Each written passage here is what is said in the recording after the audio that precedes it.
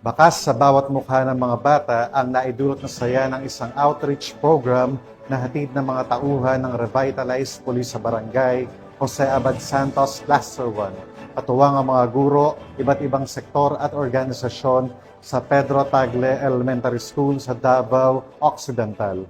Ang magandang balitang hatid ni Patrolwoman June Marie Joy Rupin. Tagumpay na outreach program ang isinagawa sa Pedro Tagle Senior Elementary School sa Sitio Manga, Barangay Marabatuan, Jose Abad Santos, Davao Occidental, nito lamang ika-22 ng Hulyo.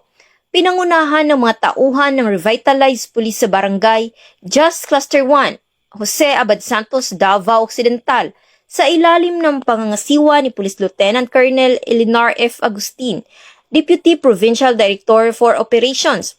Ang aktibidad ay naisakatuparan sa pakikipagtulungan at partisipasyon ng mga guro, iba't ibang sektor at organisasyon. Tinatayang mahigit 200 na estudyante ang nakinabang sa libreng feeding program, libreng gupit at pamamahagi ng donasyon ng mga laruan at mga libreng tsinelas. Kitang-kita sa mga ngiti ng mga mag-aaral ang tuwa at pasasalamat sa mga serbisyong natanggap nila mula sa mga kapulisan at katuwang ng grupo. Sa pamamagitan ng ganitong mga inisyatibo, patuloy na naipamalas ang malasakit at serbisyo ng kapulisan at mga katuwang sa komunidad. Isang hakbang tungo sa mas matatag, mas masaya at mas mapagmalasakit na kinabukasan para sa mga kabataan.